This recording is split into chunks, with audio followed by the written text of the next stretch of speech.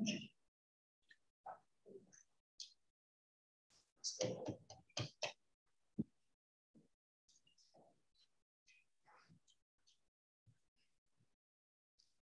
me know when we're live. We're live. Thank you. Good evening, everybody. I will call to order the City Council meeting of Beaumont City Council for Tuesday, June 28th, 2022 at 6:06 o'clock in the evening. We'll begin, as you always do, with our land acknowledgement. We are pleased to be here today on the traditional territory of Treaty 6 and the Métis homeland. We acknowledge all those who share a deep connection with this land. The City of Beaumont respects the histories, languages, and cultures of all of Canada's First Peoples, whether they be of First Nation, Métis, or Inuit descent, and appreciates that their presence continues to enrich Canada's vibrant communities. We are all treaty people. The peace treaties bind us all. Next order of business is the adoption of the agenda. Administration, are there any changes to the agenda this evening? One second here. Ms. Winter. Thank you, Mayor. Administration does not have any proposed amendments to the agenda this evening. Thank you. Is a member of council willing to move the adoption of the agenda?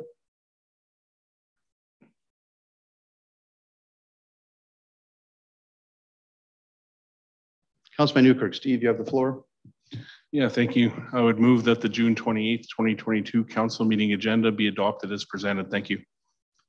Thank you, council. Discussion on the motion. Seeing none, council, I'll ask you to vote accordingly. Motion carries unanimously. Thank you, council. Next order of business is the consent agenda. On this evening's consent agenda is 5A, regular council meeting of June 14, 2022. 7B, extension report, pedestrian safety enhancements, and 7C, extension report, planning, development, and engineering service review report. Is there a member of council willing to move the consent agenda as presented?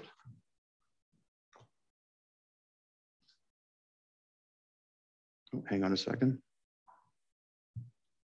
There we go. Councillor Barnhart. Kathy, you have the floor. Thank you, Mayor. I move that the following agenda items be approved without debate. Item 5A, regular council meeting, June 14th, 2022, that the council meeting minutes for June 14th be adopted as presented. Item 7B, extension report, pedestrian safety enhancements, that the report potential pedestrian safety enhancements be presented at the council meeting.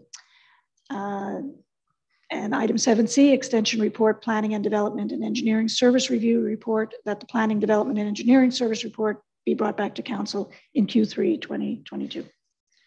Thank you, councillor. Discussion on the motion. Seeing none, council, please vote accordingly. It also carries unanimously. Thank you, council. Next on our agenda is the open forum. My understanding is we have 3 presenters this evening, and I'll lay out the rules for open forum. Each speaker will have 5 minutes to present their opinion, their observations, concerns, and comments. And council may or may not ask questions of the presenter to clarify their position or their concern or clarification, anything they present to council.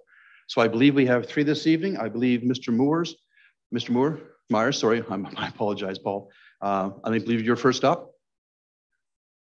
So when you get to the agenda of the microphone, please just plate your name for the record. And when you're ready, your 5 minutes will begin. And what happens is I do have some discretion, but with 3 presenters tonight, I won't be very generous on time beyond 5 minutes. So please be succinct as best you can, and please convey your concerns. I'll wait till the hands are in council's hands before we begin. Are you okay with that? Thank you. I don't know how that's presented to myself. So enough for administration. I think I'm enough for questions.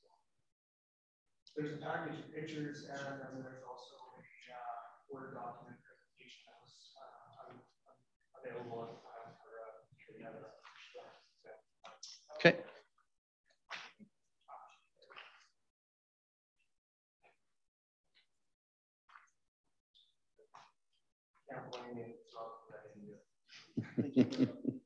We'll figure it out, Bill. Thank you. Okay, when you're ready, Mr. Myers, you can begin your presentation and the clock will begin accordingly. Okay, I'll start. For the record, my name is Paul Myers. I'm a professional agrologist. I've lived in Beaumont since 1999. So my presentation is actually called Life is Better in Beaumont, or is it? Next slide, please. When I moved here in 1999, we moved here because Beaumont offered what we were looking for. Single family lots, quiet neighborhoods, low crime rates, proximity to Edmonton, but not too close. There's lots of parks and pathways, RCMP, fire and ambulance services, schools, and places of worship. There was ample amenities for the population, such as skating rinks, curling rinks, golf courses, school stores that met the simple needs of the residents. Next slide, please.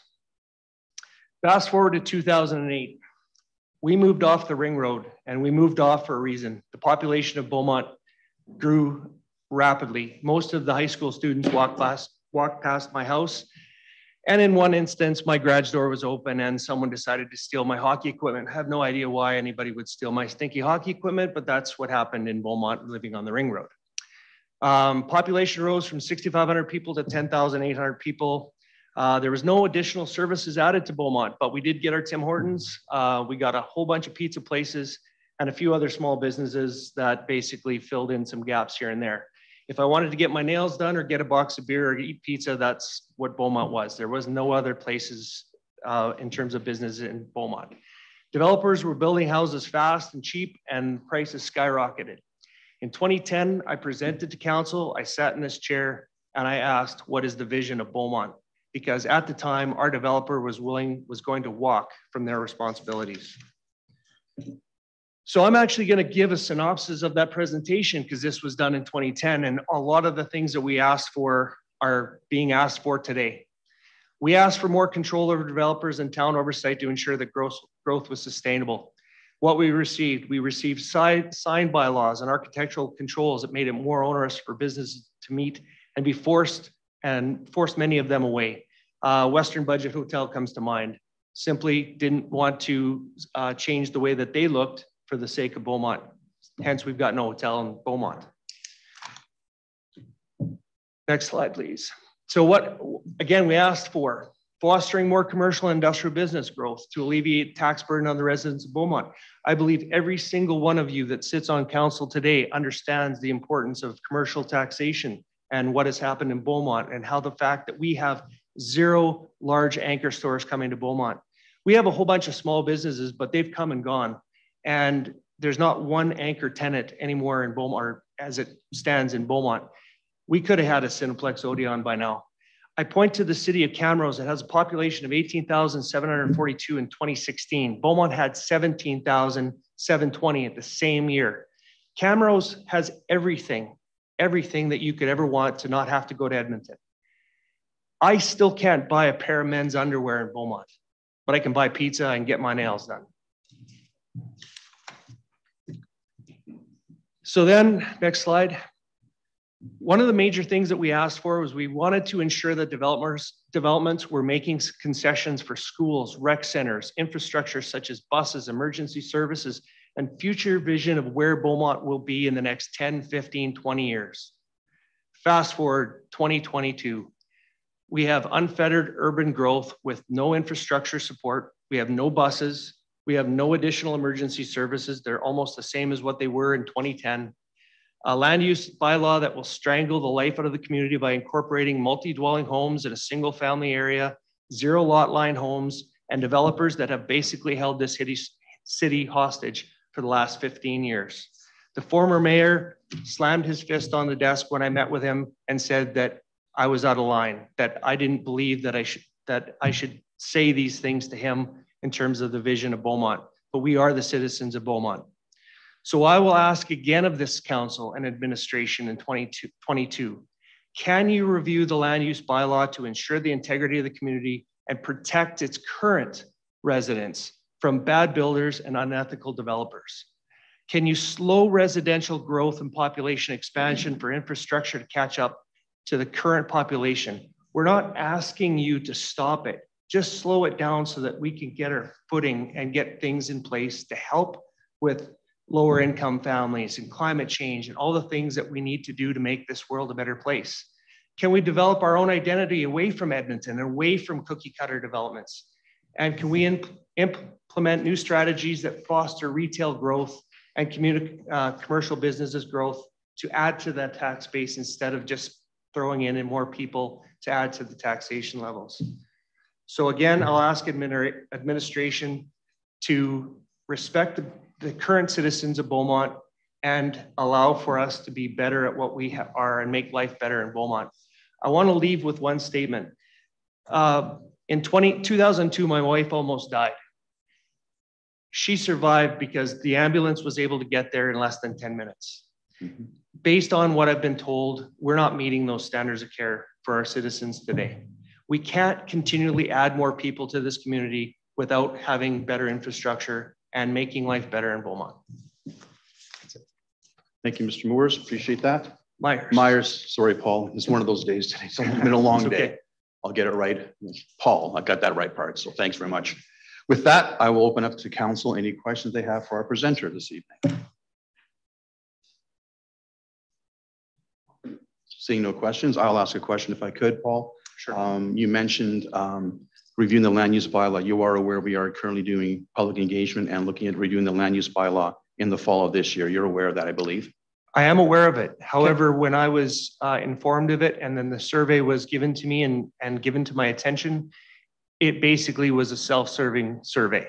It was biased. It literally forced the answers that they were looking for in terms of that, what they were looking for in terms of densification. I understand that we need to densify. I work in agriculture. I don't like urban sprawl, but the way that we're doing it is unsustainable. We need to start looking at building a better core infrastructure in the internal portion of our city so that we can bring buses in and allow for that to happen organically or maybe even we have to force the issue and start developing our downtown core better so that people will want to live there, and then that way we can manage the rest of our city appropriately. Thanks, Paul, for that answer. Councillor McGrath-Swain, you have a question. Sam, you have the floor.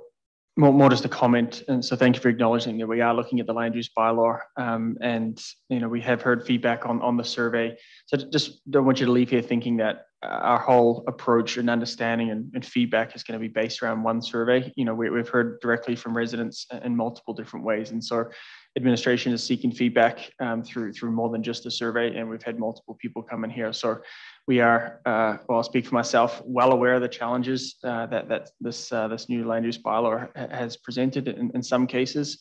And so we're looking at that and taking that seriously. And the update, I think, is coming back towards the end of this year.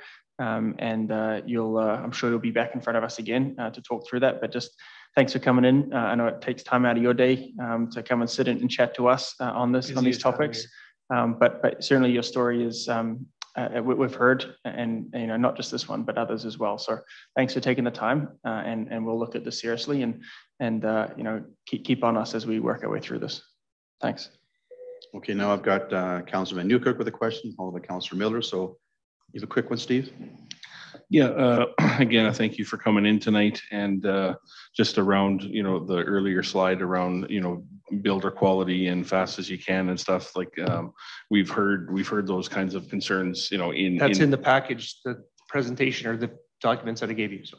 Yeah, we've heard those kinds of concerns come forward, and you're not the first one in the last couple of months to even come in and say that. So we hear you, and have to see what can be done in the future to do that. So thank you. Thanks, Steve. Appreciate that. Councillor Miller, Ashley, you have the floor. Thank you. My comments are along the same lines. It was more of a comment. You put a lot out there that I think a lot of us being, growing up here and having the same kind of thing, I can reason with you on that and totally understand your rationale.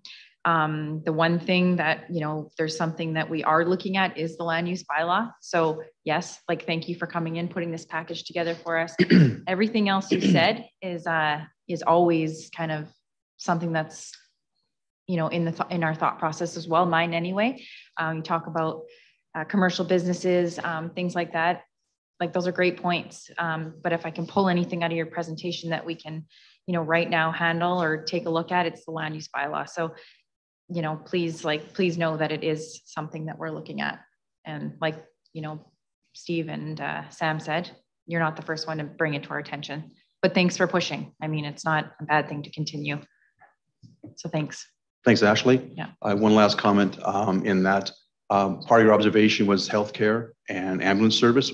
As you're aware, you may be aware, I met with Minister Copping of Health back in February, had a meeting regarding increased ambulance service for Beaumont, as well as asking for a medical clinic of some kind, or medical facility for Beaumont. I'm meeting with Minister Copping hopefully in July again as a follow-up, see how that's coming along. So I'll be reporting back to the people of Beaumont on hopefully enhanced ambulance service, something for Beaumont. As you know, we have one ambulance that's based in Beaumont, and her ambulance goes wherever it's called to. And so if it gets get called away, ambulances cover us from Edmonton or Leduc, and it's not the best situation. I'm very aware of your wife's situation, and I'm very glad that worked out well, obviously. I have 3 other friends who had heart attacks. Ambulance was here. It's all good news story, but we want to avoid any bad news stories. And so the ambulance service is definitely on my personal radar as well as council as well. And I'll be reporting back to everybody in Beaumont regarding my next meeting with Minister of Health on that issue. So Mr. Myers, thank you for your presentation. I appreciate it very much, and it's very valuable coming in front of us. Thank you very much. Thank you, Your Worship. Thank you, Councillor. Thank you. Our next presenter, I believe the gentleman's. All right, go ahead. Thank you. Our next presenter, Cody. I didn't catch the last name. Please, thank you. Please introduce yourself. The same rules will apply. Yeah. You've got approximately 5 minutes. Sure. And when you're ready, the time will begin, followed by questions from Actually, council. sorry to interrupt you. I didn't come very prepared. I'm busy with work. I would like to actually present a better argument or a better presentation in 2 weeks' time. I don't want to waste anybody's time here. His presentation had all the evidence. I've barely had time to print anything out. Okay. So if next week, if I can reschedule for next week. That's much appreciated. With that, I'll turn it over to Ms. Winter, our clerk. Ms. Winter, do you have a comment? Thank you, Mayor. I can register Mr. Fredrickson for the July 12th meeting. Okay, thank you. That speeds up our process for a little bit, which is just fine. We appreciate that.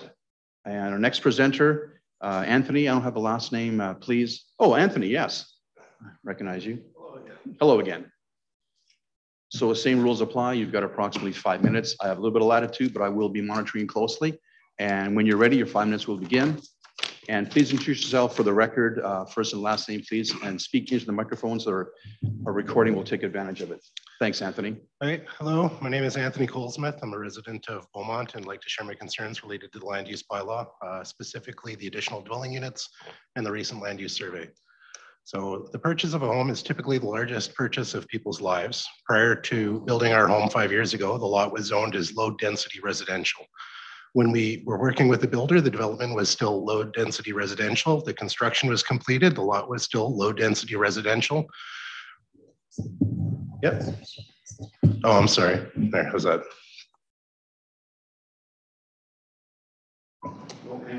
I've hit something now. Okay. So when we moved in, it was low density residential, and even today the lot maps on the developer's website say single family residence. But with the city land use bylaw change in 2019, what was sold as low density or single family quietly changed. Low density and single family is not necessarily what's being built. The change is being felt most impactfully in the areas currently being developed, as it's much more cost effective to build new with additional dwelling units than it is to renovate an existing home. The city's indicated they want to increase density. This objective should not be implemented at the cost of those who have bought into existing developments marketed as anything other than high density. To do so is a misrepresentation of the largest purchase of people's lives. It's disingenuous and undermines the credibility and reputation of the city. On a further note, the removal of the notification requirements is just unacceptable. Parking issues. The land use bylaw requires one parking stall for any temporary dwelling, major business, or additional dwelling unit with a floor plan greater than 800 square feet. The 3 dwelling units, if they were constructed with floor plans of 799 square feet or less, there's no requirement to provide any off-street parking. That's a sizable condo in Mississauga and Toronto. Aside from having to be hard surfaced, there's no definition or specification in the land use bylaw related to what constitutes a stall. There's no minimum dimensions, width, length, or surface area. The bylaw doesn't even specify that the stall needs to be for a motor vehicle. Given that there's no size defined, how can a city or builder quantify how many stalls are provided? The lack of a clear definition renders the count of stalls arbitrary and easy to circumvent. Additionally, garage space should not be counted as parking stalls. when determining if a new build meets the parking requirements. Tandem, one in front of the other, parking requires coordination with members of other units to figure out who's going to leave first and who parks in front or back. The added requirement to coordinate departure times throughout the day with other residents and other dwelling units is not practical and will result in residents using of these units deciding to park on the street. The bylaw doesn't seem to take consideration for snow piles. The reduced available parking doesn't appear to be factored into the parking requirements. Nor is it apparent that there was any consideration made for the garbage and organic bins. Were they to be stored during the week, there could be as many as 8 bins, 4 garbage and 4 organics. Is there enough frontage to allow for all the bins to be set out with the 1 meter spacing on collection day? And then finally, survey issues. That zoning blueprint survey put out by the city was, in my opinion, egregiously skewed. It appears to have been designed to manufacture support for the current bylaw instead of soliciting feedback from residents. The survey asks what benefits of multiple dwelling units, but fails to ask about the detriments. It asks homeowners if you'd like to install a unit, but doesn't ask if you were a homeowner, if you'd like to live next to a bunch of these units. And some of these are basically apartments, 4plexes in a single family residence. The nature of the questions and those questions that weren't asked will produce results that skew to the positive. Further exacerbating the flaw in the nature of the survey, the city sent a letter specifically targeting homeowners most likely to be in favor of the current bylaw. The letter was sent to addresses where the city's records showed the address contained additional dwelling units. This letter was not dated, and it was received by homeowners on the day the survey was originally intended to close. That same day, the survey was extended for another week or so. The optics of this are poor and have been perceived by the residents that the results of the survey had not been favorable so far, and the letter was sent out to garner more support. When you receive the results of the survey, I ask that you consider the skewed nature of the survey and the letter specifically targeting owners of additional dwelling units. So there are many problems with this current land use bylaw, far more than I can reasonably cover in the 5 minutes allotted.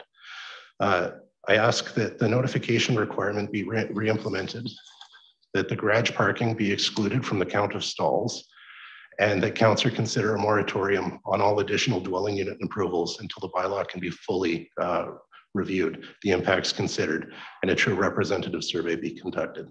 Thank you. Thank you very much. Thanks very much. Oh, that got loud all of a sudden. With that, I'll open up to council for questions for our presenter. Councillor Tesse, Renee, you have the floor.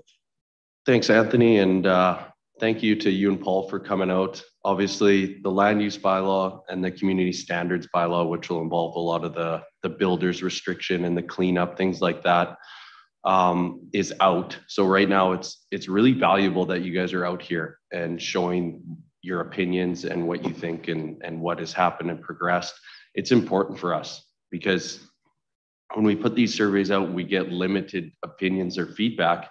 It's hard to make an educated decision on the behalf of residents when we only get 20 responses. Right now, the land use bylaw is getting a lot of response and a lot of opinions, which is great to see. And a lot of the feedback that you're both saying has come to us from a lot of people. So thank you for coming out and appreciate all your comments. Thank you. Thanks, Councillor. Any further questions from council for our presenter this evening? Seeing none, I'll thank you as well for your presentation and your opinions. Thank you very much. With that, that does conclude. 1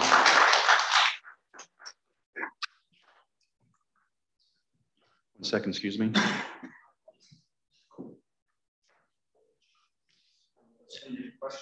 Yeah, so a lot of good information there. I just wondered if the clerk could clarify that presentation that would get provided into the record somehow. How do we ensure that that gets provided to us? Recognizing it's an open forum, but just wondered if, and I'm sure Anthony has more. Ms. Winter? Thank you, Mayor. I can email it to council after the meeting. Thank you. I just recognizing that registered presentations get in a package. So I just want to make sure that we are able to collect all that information. Thank you. Thanks. Thank you, Sam, for clarifying that question. Appreciate that. And that concludes our open forum this evening. Thank you all who presented. Much appreciated. And the next on our agenda is the item 6, public hearings, beginning with bylaw 1015-22, Lakeview Area Structure Plan Amendment, public hearing and second and third reading. With that, Ms. Winter, would you please review the public hearing rules, guidelines, please? Thank you. Thank you, Mayor. This hearing is held pursuant to Section 230, 606, and 692 of the Municipal Government Act as amended. The purpose of Bylaw 1015-22 is to amend Bylaw 927-18 Lakeview Area Structure Plan. The notice of the public hearing was provided in writing to the assessed landowners, adjacent landowners, the applicant, Leduc County, and the school boards and other agencies. The public hearing notice was advertised in the local newspaper on June 10th, 17th, and 24th of this year. The public hearing notice was advertised on Beaumont's website beginning June 10th, 2022. Any written submissions received that have not been included will be read into the record. I do not have any written submissions to be read at this time. All persons giving oral presentations are to clearly state their name and that the presentations are brief and to the point. The order of the public hearing presentation will be the Director of Planning and Development or designate, the applicant or designate, those in favor of the bylaw, those opposed to the bylaw, and any persons deemed to be affected who wishes to be heard. The mayor will allow for questions from members of council after each presentation. The mayor may allow concluding statements from those who have made a presentation, and after all presentations are made, the mayor will declare the public hearing closed. Thank you. Thank you, Ms. Winter. With that, I will declare the, do I have the administration present first or declare the public hearing open first, Ms. Winter? Yeah, thank you. I declare the public hearing open. And with that, we'll begin with the administration with their presentation on this public hearing. Thank you, Your Worship. Good evening, members of council. Is that Ms. Sangster who'll be presenting? Yes, Zoom? I'm here virtually. Thank you. Apologies for any confusion. Yes, I'm Emily Sangster. I'm the long range planner for this application, and I will begin the public hearing this evening with a brief overview of the proposed area structure plan amendment bylaw and offer an opportunity to ask any questions. Emily, can't hear you at all. Emily, we can't hear you. Oh. Just hang tight. Can you speak? Can you hear me now? We can. Please begin your presentation. Okay. Apologies, I'll start over. So again, I'll introduce myself. I'm Emily Sangster. I'm the long range planner for this application, and I'll begin the public hearing this evening with a brief overview of the proposed area structure plan amendment bylaw and offer an opportunity to ask any questions of administration. I'll note that while the applicant will not be making a formal presentation this evening, the applicant is in attendance and will be available to respond to questions following any questions that you might have for administration. So the subject lands for this proposal are in the north half of the Lakeview neighborhood, bounded by Beauval and Beaumont Lakes to the west, Triumph Estates to the north, Range Road 241 to the east, and Highway 625 to the south, as shown in attachment 1. Bylaw 1015-22 proposes to amend the area structure plan in the north half of the ASP area only, with several main goals: to allow for a more efficient layout and better neighborhood connections, to allow for housing types that are consistent with the current City of Beaumont land use bylaw, and to allow for a more functional school site. A bit more specifically, this amendment includes, and I'll go through a few items, shifting the northern proposed roadway connection to Range Road 241 further south, shifting the proposed commercial site to the south and reducing its size from 1.25 to 0.75 hectares, in order to better reflect market conditions during the anticipated period of development. Adjusting the shape of the proposed north medium density residential site and increasing its size from 2.53 to 3.03 hectares. And this is to ensure that the required residential densities can be maintained and the neighborhood can offer the expected diversity of housing options. Adjusting the shape of the proposed north school site to be more square and reducing its size from 3.29 to 3.15 hectares, an area change that arises from the change in shape. This offers greater flexibility in site design and integrates better with the south portion of the school site. We'll reconfigure the trail network in the north portion of the plan area to maintain a high level of pedestrian connectivity within the neighborhood and with Triumph Estates to the north. The amendment removes the previous blended density residential land use designation and replaces it with a low medium density residential designation to better reflect Beaumont's most current municipal development plan and land use bylaw terminology.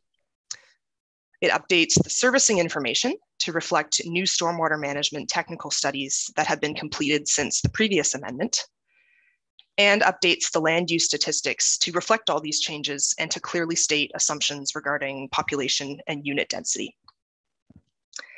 And finally, the proposed amendment also includes some minor text adjustments. These are to reflect changes to terminology and to the surrounding policy and development context. The overall unit density in the neighborhood remains unchanged at 35 dwelling units per net hectare, which meets the requirements of the regional growth plan and does not require referral to the Edmonton Metropolitan Region Board under the regional evaluation framework. I'll note as well that the proposed amendment was circulated to nearby landowners and relevant technical agencies through our usual circulation process. No responses were received from landowners and no substantive agency comments were received. If approved, the proposed amendment will permit the lands to be developed in accordance with the city's overall land use planning framework, and so administration supports the adoption of this amendment. And so with that overview, I'd be pleased to answer any questions that you might have. Thank you, Ms. Sangster. Any questions from council for Ms. Sangster's presentation this evening? Councilman Newkirk, Steve, you have the floor. Yeah, thank you. Just looking for a little bit of clarification on one of the bullet points there, particularly the one that's about removing the previous blended density residential and replacing with a low to medium density residential. Can you elaborate on why that change? Is it just wording? Does it increase or decrease density alongside that change? Can you explain what that change is a little bit more thoroughly? Absolutely. Through your worship to Councillor Van Newkirk, blended density was actually the name of a district in Beaumont's previous land use bylaw, which, as we know, has been replaced by the current one. And we noted in reviewing this application and looking through it that neither the current land use bylaw nor our municipal development plan refer to blended density as a category. And so the applicant proposed this change to kind of minimize confusion with terminology and to avoid harkening back to that bylaw. So the new designation in this area structure plan is intended to allow for a mix of the singles and semis that the municipal development plan lists as low density, as well as some townhomes that would be considered more medium density, and overall to maintain the intention of the previous blended density designation that it have a walkable streetscape and have a high level of visual interest. So it's the same substantive policy direction that was in the previous ASP. It doesn't propose a change in density in those areas. It really is an update to the wording. Okay, thank you. I appreciate that.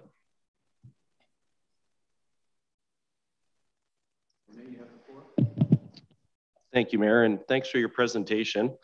Just a clarifying question. So under low density residential, it says it can be single detached, semi-detached, and duplex dwelling units. And from the ASP, it looks like there's quite a bit of low density residential in there.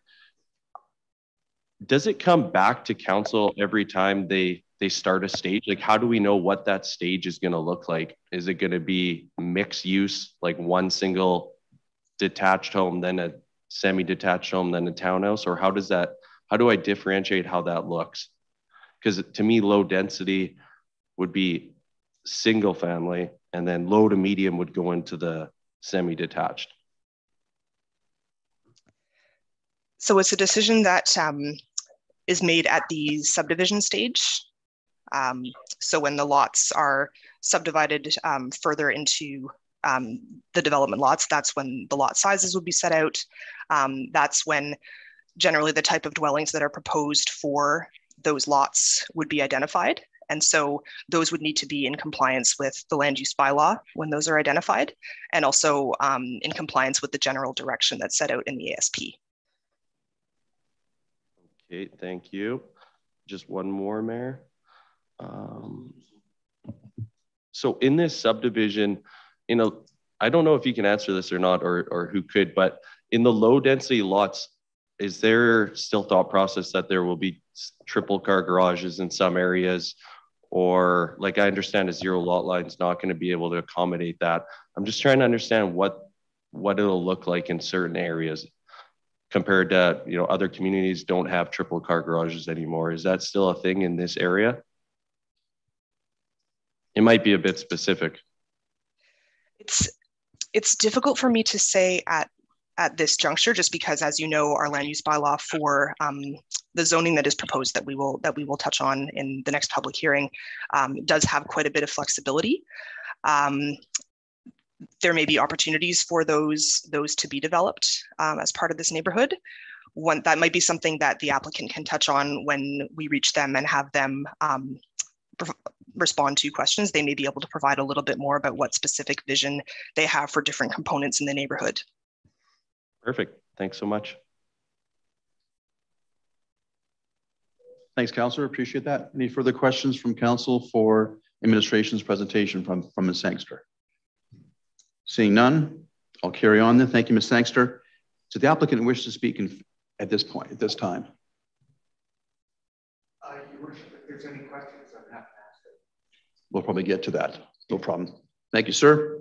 With that, I will then open up the public hearing to the public for those people who want to speak in favor of the proposed bylaw change. Going once? Seeing none, thank you. I will ask any members of the public who wish to speak in opposition to the proposed bylaw. Please take your seat and state your name for the record again, please. Again, Paul Myers. This is exactly the reason that two of us presented on the land use bylaw. We are allowing developers to change things on the fly, to do things like take away green spaces from schools that people look at to help with the development of their children, have spaces for them to grow. The person that was up on the screen, I apologize for not speaking her name or knowing her name, basically was asked a direct question of what the vision of this development will look like. Is there going to be triple garages? And we can't even have an answer to that. So we do not know or understand what this development is. So therefore, I believe it behooves Council and your worship to look at this and to say, we do not accept the amendment until we have land use bylaw currently looked at and reviewed, so that we as citizens of Beaumont are not left in the dark as to understanding what this development is going to look like in the future. Thank you, Mr. Myers. Appreciate that. Any other members of the public wishing to speak in opposition to the bylaw? Seeing none, are any members of the public who deem themselves to be affected by the bylaw and wish to speak? Seeing none, thank you. At this point, Ms. Winter, do we declare the public hearing closed? Thank you, Mayor. I would first ask if council members have any questions of the applicants before declaring the public hearing closed. Thank you. I missed that step. I've got a clarification point. Thank you. We'll begin with questions from Council. Councilor McGuff-Swain, followed by Councilor McCook. Sam, you have the floor. Yeah, to the applicant, I wonder if you could just speak to the timing impact. So you heard one position here around pushing it until a land use bylaw was updated, but I just wonder if you could just speak to the timing implications of what that would mean for what you're hoping to do in that area. And please state your name for the record, please. Thank you, Your Worship. My name is Patrick Shaver.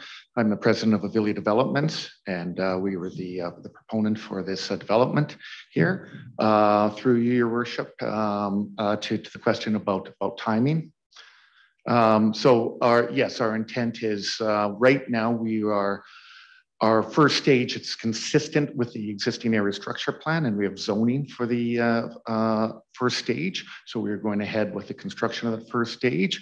What we're doing through this amendment right here, again, we're not changing the intent of this development. We are just tweaking it, as Ms. Sangster had identified, to make a more efficient development here. So our intent is to carry on with this. One thing that we've been asked for by both the public and the Catholic school boards is how quickly can we bring on a school site? There were comments earlier from the audience saying about infrastructure keeping up. And there were things about rec and obviously emergency services. Well, one of them was schools. And a big one is schools. So we have been working with the both school boards, but the Catholic School Board in particular, for the demands of the schools that they need. By allowing this amendment to go ahead, that gets us the next step, to which we can then get the zoning, to which then we can look at the next stage to be able to service that school site. Because as the plan, it shows the school site is not at the top end, it's not at the north, it's at the bottom end, it's adjacent to an existing school site. So again, we reconfigured that so it's more consistent with that. The change in the area wasn't to reduce the school site per se, it was to have a more efficient design. We are still over dedicated the amount of green space that we are required to give.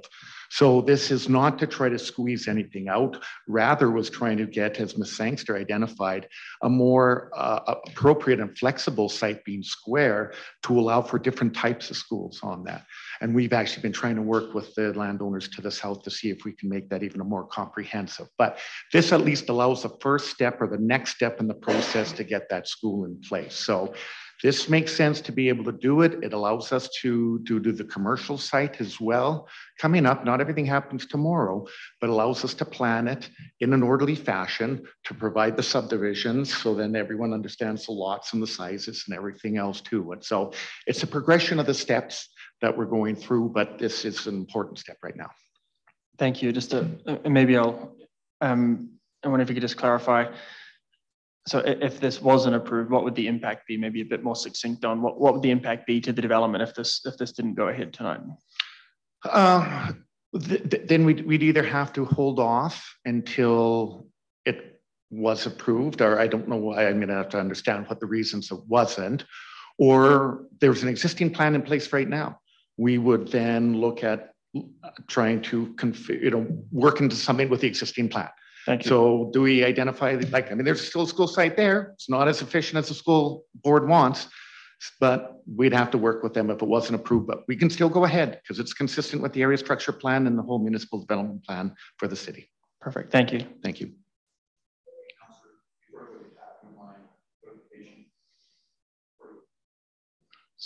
Before I go to Kat, a quick clarification. You mentioned, Mr. Schaefer, that the green space you're allocating is more than required.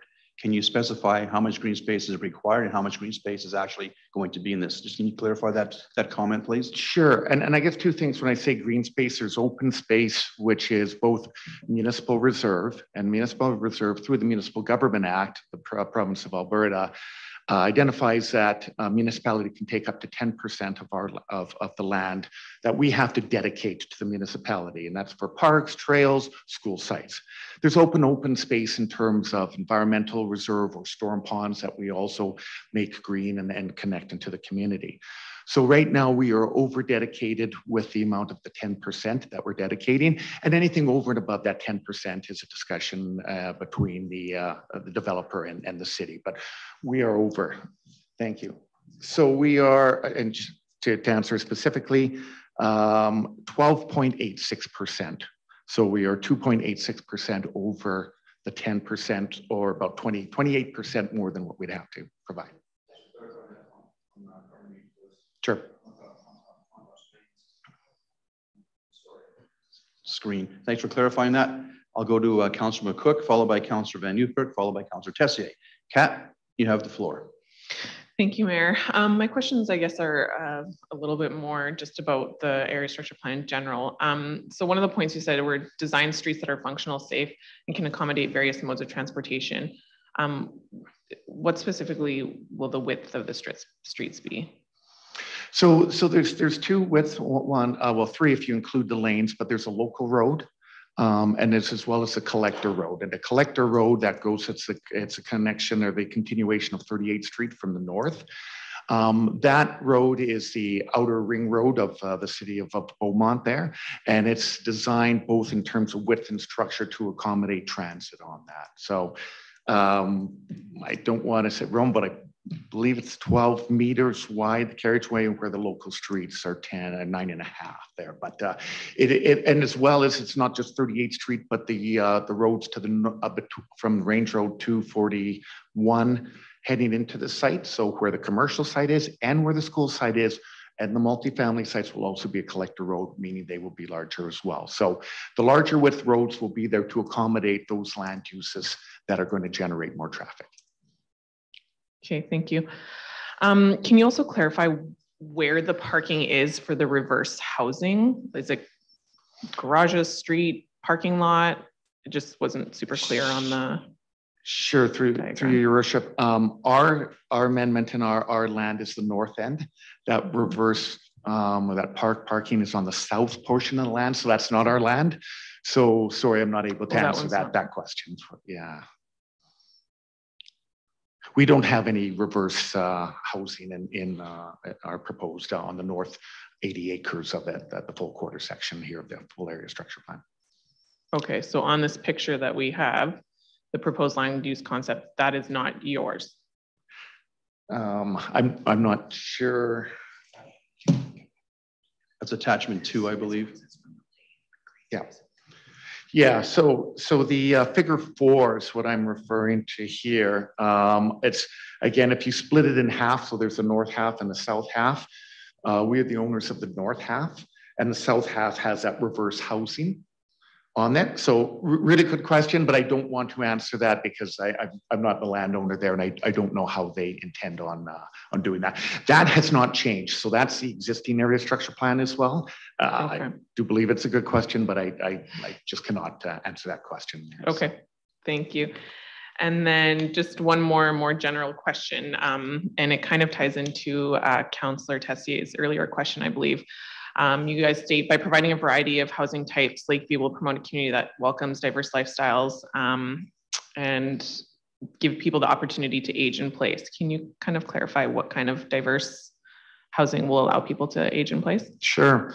What we're planning there, and it's similar, we are the developers of Forest Heights, and there you did have large lots that were triple garage that did allow for different incomes. You had transitional lots not as large. You had semi-detached lots the duplex lots. So the intent is to have the same thing, a variety of homes. We also in Forest Heights had a cul-de-sac there of a adult bungalow duplex there. So again, it allowed for people that downsize from their homes to move into there. And on this one specifically too, we do have 2 multifamily sites or a multifamily area just to the east of the school site. And as administration identified, that multifamily site it's required for its consistency to meet the Edmonton Metro Regional Board density targets. And then there, the idea is to work with a builder. We're not the builder of the multifamily sites, we're the developer, but on different types of housing in there that again for affordability or some sort of age in place. Okay, thank you. So will any of your lots be able to accommodate bungalows? Yes, they will, through your worship. Yes, but specifically on the west side of the property there, we have lots that are going to be sized to accommodate bungalows. Okay, like a few or? So the lots are sized to be able to accommodate. I couldn't tell you now what's going to be built on it. Again, we're not the builder. If I refer just a little bit back to Forest Heights on there, and if on the very west side again of Forest Heights, if you look there, the number of bungalows that were constructed there with the walkouts there were quite a few in the first stage. Okay, thank you. Yeah, it's just we, when we talk about people aging in place and stuff, I know that is certainly an issue right now that we are currently facing is people want to downsize to smaller homes because they can't do the 2 stories, but we just don't have a lot of those options. So I think that's an important piece to be able to offer. Through your worship, thank you very much. Yeah, that is, I agree with you, very important. That's why we did the adult bungalow duplexes in Forest Heights. There are areas on this plan that would fit very nicely in that. And it is that sort of feedback that we get that as we move forward, when we do a stage, again, maybe jumping ahead a little bit, but every stage we look at, we do the zoning, we do the subdivision, and every stage we look at the market, we talk to people, and that sort of feedback that comes to us allows us to design that stage. So appreciate your feedback there. Thank you. That's it for now. Thank you, Mayor. Thank you, Councillor. Councilman Newkirk, you have the floor, followed by Councillor Tessier. Steve, go ahead. Yeah, thank you. There's been a little bit said tonight around, the 3 changes. reducing the commercial from 1.25 to 0.75, increasing the north medium density from 2.53 to 3.03, and reducing the school site size from 3.29 to 3.15. Just looking for to hear a little bit from you on those items. Two of those three items directly conflict with what Beaumont actually needs. Beaumont actually needs more commercial development area. And we heard market conditions, right? That's respectfully, that's what we hear all the time. And then secondarily, we need school sites, right? And, you know, I believe what was said is adjusting shape to make it more amenable to, you know, whatever is planned. But in adjusting that shape, it is actually a reduction in size, right? And so two of those three bullet points directly conflict with the needs of Beaumont right now. I'm just wondering if you could respond to that. Thank you. Sure, through your worship. The original area structure plan was done this north parcel before we purchased the land. Was a person that owned it. We're not a developer. We're not from the region. We're not from the city. We're not from Edmonton. We're from out of province, and they bought it as an investment.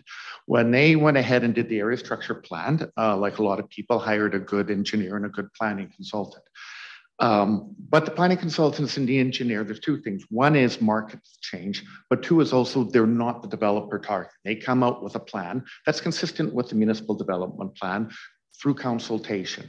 So the plan that brought forward, again, we're not significantly changing some land uses, but you're right, we are changing some areas. So they said, great, let's have a commercial site on it. Because of the location here on the very east side of Beaumont, and that Beaumont will not intend to grow to the east side, at least for the foreseeable future, because of the way the land was annexed. The demand for this commercial site is really a neighborhood commercial site. So what we have here is working with the commercial users to say, what is the ideal size for it? And it was a little too large from what it was before. So that's why we changed it. It was not that we did not want, you know, the commercial, it's going to be great, because there really is nothing on that west side as well. But again, comments were made about big box stores or theaters or anything like that. This is just not the location for anything large, not even a Shoppers Drug Mart or something like that here. That's very right.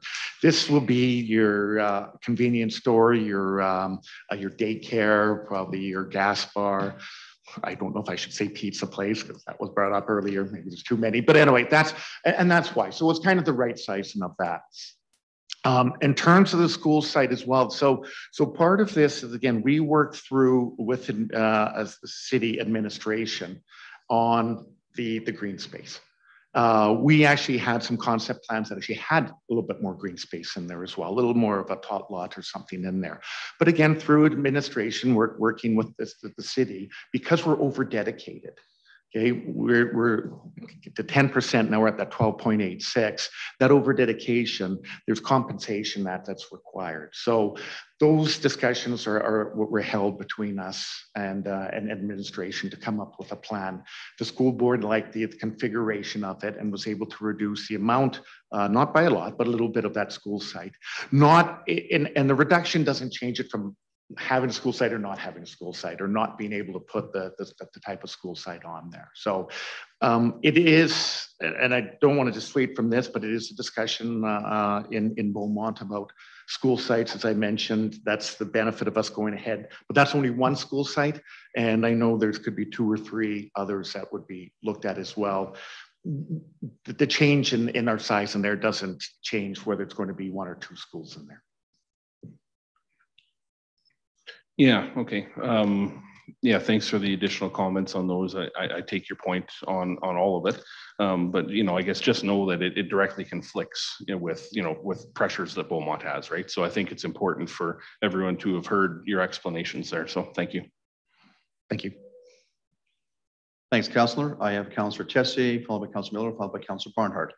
Renee, you have the floor. Thank you, Mayor. And my question was kind of covered by Councillor Van Nieuwkerk, but it was more or less on the extra 2.7%, 2.76% extra MR reserve. So again, we have to pay yourself for that amount, right? So do we understand that how much, like the cost of what that looks like? Does anyone have that data in this room of, you know, say we wanted more reserve land on your development? What does that cost look like? Through your worship, so when you get to the over dedication, again, the plan will set it out, but specifically it depends on that time and that stage. We don't have that stage yet coming forward. When that stage comes forward, that is something that's looked upon in terms of the market rate of that land. That land right there, if we were to widen that or to change it or expand it, that would be reducing land from the multifamily site there. So it would be the equivalent of the price of the multifamily site. Okay, thank you. Thank you. Thank you, Councillor. Councillor Middle, followed by Councillor Barnhart. Ashley, you have the floor. Yeah, I feel like Steve kind of covered this, but when I look at this design, I don't see a lot of green space, specifically the natural area. I understand the MR, the municipal reserve area. And I'm just wondering is, when it comes to the natural area, not the municipal reserve area, how do we see more pocket parks and green spaces that way? Or is it specifically the same answer about you're already at 12 point whatever percent? Sorry, through your worship again. Because what we have, but again, even those whole quarter section is a full quarter is 160 acres. We have 80 acres. So 10% would be the 8 acres. Because of this, the size of schools and the schools that you need, it really takes up a large portion. Again, we're over dedicated already to put the school site. Mm-hmm. If you do look at other neighborhoods, again, I'll refer to just because of the one that we've done, so I can speak to that, Forest Heights. There were wider trails, there were a tot lot in there, there's other things in there. We were actually slightly under dedicated, but that was done purposely again with the city at that time, the town. So there we actually paid cash in lieu. We paid money to the city so then the city could turn around and in the future pay cash back to a developer to do that. So it is a large plan. I just want to say as much as what we are and we have 80 acres, you have to look at the entire city and how that works. Where the school sites, where there's other recreational facilities, where the trails work, all that and how they work in combination. So I think what we've done here is we've taken what we have. We did have some wider trails. Again, shows all blue, but that's going to be a lot of green as well because it's not just water to the end of someone's property there. And the trails and the connectivity will be there. So I don't disagree, or I think over again, it would be nice to see a lot more and back to other previous comments. That's part of Beaumont's thing. So that's just a larger vision for Beaumont. Right. And what we're doing right now is working within the confines of the municipal development plan that's already been approved. Okay, so just to summarize, if we didn't see school zones on this ASP, we would see a lot more green spread out throughout the map. That is basically... yeah, through your worship, essentially that'd be correct. Okay. Yes, we would have had a different design, different reconfiguration there to show more green spaces in other areas. Correct. Thank you. Thank you, Councillor. I'll have Councillor Barnhart. Kathy, you have the floor.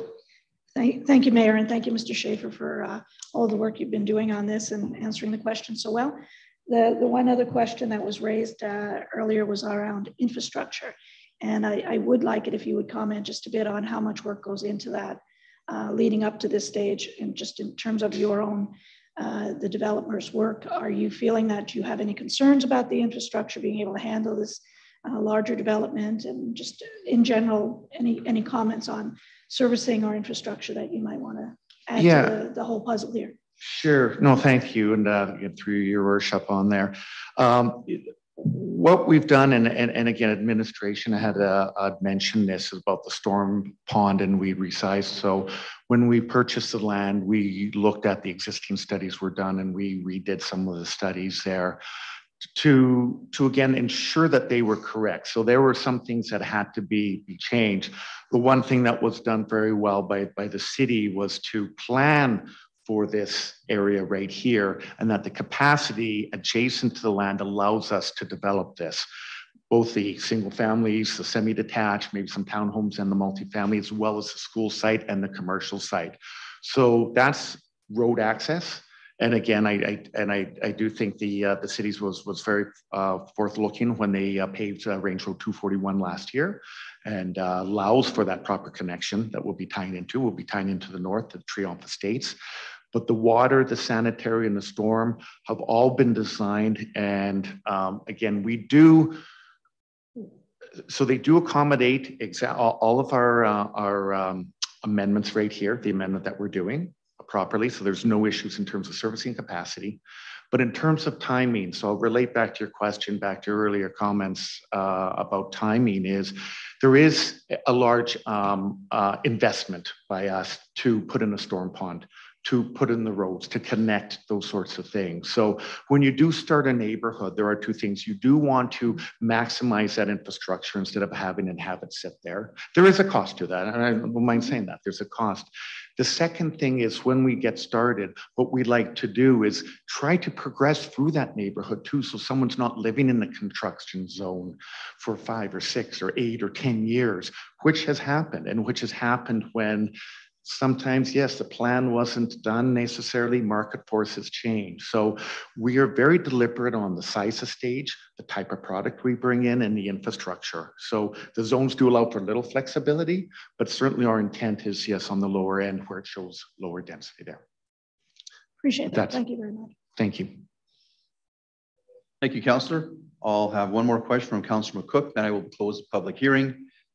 Kat, you have the floor. Thank you. I'm just gonna, since this was a bit of a topic tonight and I'm not sure when else I'll have the opportunity, can you speak to a little bit what builders you're looking to offer the lots to and kind of how you select them? Yeah, through your worship, yeah, that comment came up. What we do is we have a closed subdivision. So the closed subdivision means that we have specific builders that are builders that most of them worked with before. We have a new builder coming in. We have a show home parade, so they'll be being show homes. Okay, and that would say basically we have an agreement with those builders to be able to build in a timely manner. We have architectural controls. So again, they have to submit drawings to us of their homes, the elevations, so we can see how the home's going to look at, to maintain that form and character that we set out for the neighborhood, to get some consistency. Also identifies landscaping and other things on there. So what happens, so different builders still build different products, and sometimes they change. What's happened in previous subdivisions, and I'll even say it happened in our Forest Heights, you sell a lot to a builder. The builder, they pay us, the title's transferred. Something happens to that builder, they sell it to another party, they sell it to someone else. We are gone already from that process. That builder has it. So what we try to do, instead of selling one-offs to one builder, another builder, or a homeowner, or someone like that, and again, don't want to discourage individuals from buying lots and building their own homes, but allows us to maintain a lot more control by restricting the builders that we have in the area here. So again, it may change from stage to stage, but that's what we try to do to maintain the integrity of the neighborhood. Okay, thank you. I appreciate that. I understand the architectural controls are important and stuff. I think we're kind of looking at a little bit more of just quality type, and I'm not sure that how you guys control that exactly, but thank you for that response. Thank you. Thank you, Councillor. Appreciate that. Seeing no further questions from Council for the applicant, I will now declare the public hearing closed. We'll now move on to second reading of the proposed bylaw amendment for bylaw 1015-22 Lakeview Area Structure Plan Amendment. Is there a member of council willing to move second reading at this point? Councillor Barnhart, you have the floor. Thank you, Mayor. I'm prepared to move for a second reading. Bylaw 1015-22, a bylaw to amend bylaw 927-18 Lakeview Area Structure Plan, be given second reading. Do you want me to say anything at this point about that? At this point, yes, I will ask for discussion on the motion. So please speak to your motion. Basically, by defeating this, we would not be stopping this development. It will be proceeding because it's been in the works to move ahead anyway. So I do think that it's in keeping with what is on the books now, and the developers and the investment has been made. And this area of our city has been waiting a long time for this development. And I do believe that the city staff have done due diligence and have followed the direction that we have in place. Are there areas we need to pay attention to in the next phase? Absolutely. And I think you'll hear from me and you'll hear from council on that stage. But I think at this stage we need to proceed. Thank you, Councillor, for your comments. I appreciate that. Other questions on discussion on the motion? Councillor Markgraf-Swain, Sam, you have the floor. Yeah, I think Councillor Barnhart summed that up very, very well. I won't add to that. I'll offer my same hope that I have when we have these discussions, because I don't want to go into a rant if I don't need to. But I would just ask that if council are leaning to oppose this, that they speak up during this process so that there is an opportunity to speak back. I am supportive for the reasons that Councillor Barnhart shared. But if there are folks who want to oppose it, obviously that's your right. I'd like us to be able to get that on the record so that we can have a discussion, and that's your right whether you want to do that or not. I'll judge whether I need to how much I need to share before we close this vote out. So thank you.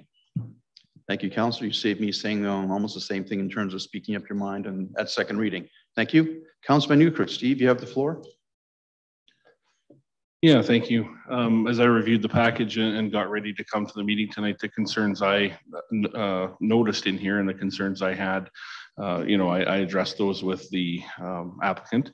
The concerns were reducing that commercial zone and reducing the school site size down. The answers that were provided tonight make sense. On the reduced school site, we all know in Beaumont how important access and traffic flow in Axel County is to business, and we can see how that dynamic works even south to north in Beaumont. So, having completed probably some market studies and some business plans of some kind, on that east commercial piece, I can see where they're coming from.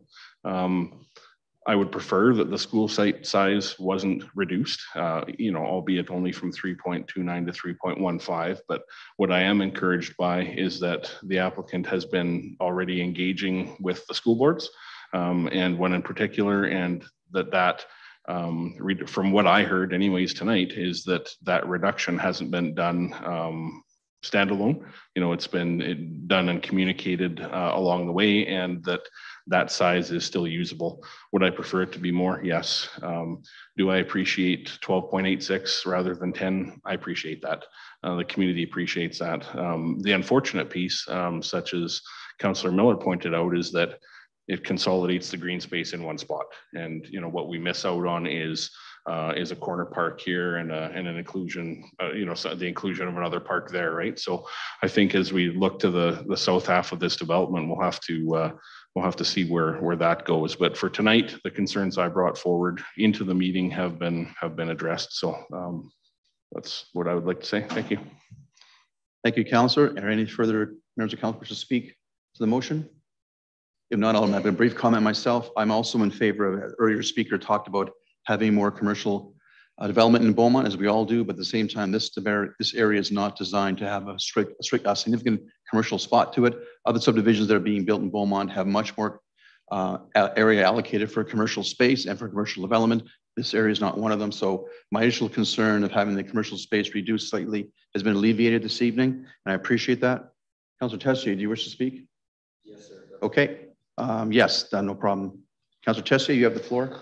Thank you, Chair. And yeah, just reiterating that this plan has already been approved. The amendments are very limited. I think a lot of the discussion came from obviously other bylaws that are in the works that hopefully will settle our minds when it comes to certain areas being done.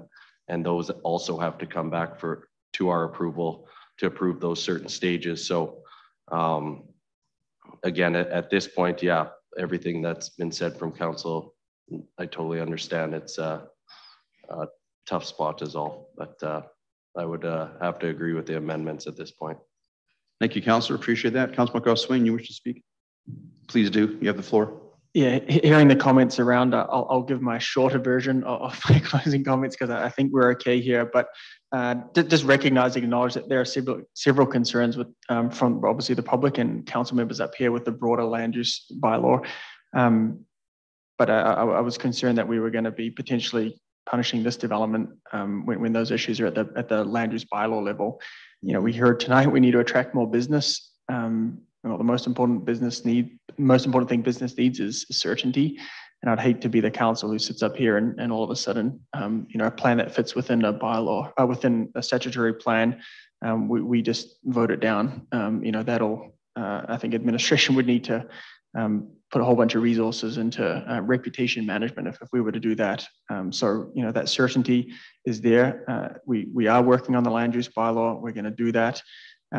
Take the point around the green spaces, absolutely. And unfortunately, that's not something that we're ever going to be able to figure out directly with the developer. That's a provincial requirement. That 10% is there. That's a discussion that we need to have with the province. The reality is if we wanted more green space, then we lose the school site. You've heard that tonight. So this fits within the structure plan. What we're doing here doesn't change the concerns around triple car garages, multi-dwelling units, etc. That's for the land use bylaw. So I think this is, there are concerns that have been raised tonight on other matters that we need to take seriously and look into. But for this one here, I'm looking forward to this moving on and appreciate the discussion that they've been having with our administration and the school boards, as Councillor Van Newkirk said. So I'll leave it there. Thank you, Councillor. Seeing no further requests to speak, I will ask Council to vote accordingly on second reading. That carries unanimously. Thank you, Council. Is there a member of Council willing to move third reading of Bylaw 1015-22 Lakeview Area Structure Plan Amendment?